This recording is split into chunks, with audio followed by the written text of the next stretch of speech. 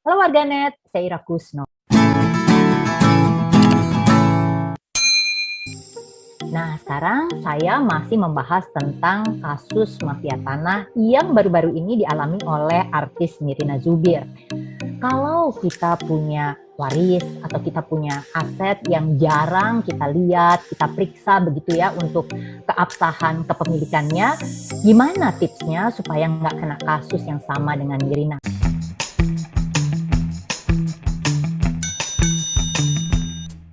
Bu Yulia, apa tipsnya buat kita sebagai pemilik tanah supaya tidak jadi korban mafia tanah? Ya, pertama, jangan pernah kita pinjamkan sertifikat kita kepada orang lain. Jadi kita harus jaga dulu fisik kalau kita udah sertifikat ya. Tapi kalau belum sertifikat, sebaiknya tanah kita sertifikatkan.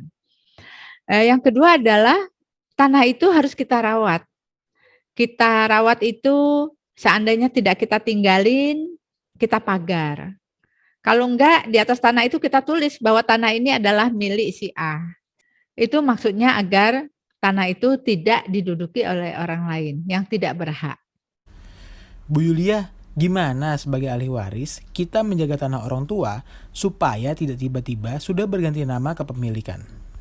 Jadi masyarakat kita minta jangan sembarangan memberikan sertifikat tanah kepada siapapun. Sebab ini dapat membuka potensi tindak penipuan oleh mafia tanah. Jadi jagalah sertifikat itu dengan baik. Jangan berikan kepada siapapun. Kedua, apabila ingin melakukan transaksi jual beli, lakukan pengecekan PPAT yang terdaftar di Kementerian ATR BPN. Dan cari tahu bahwa PPAT itu punya kredibilitas atau ada referensi, itu lebih baik. Jadi kita yakin banget bahwa PPAT itu adalah PPAT yang kredibel. Kita juga aktif untuk ngecek, mendampingi notaris atau PPAT pada saat pengecekan ke kita atau ke kementerian atau ke kantor pertanahan atau ke webnya yang melalui PPAT. Kita juga aktif. Jadi kita dampingi sertifikat kita itu. Bu Yulia, meski sudah dipagari, apa ada kemungkinan luas tanah kita berkurang? Kalau saya rasa ya, kalau sudah dijagain, sudah sertifikat, sudah itu tanahnya sudah dipagar, saya rasa tidak akan bisa berkurang ya.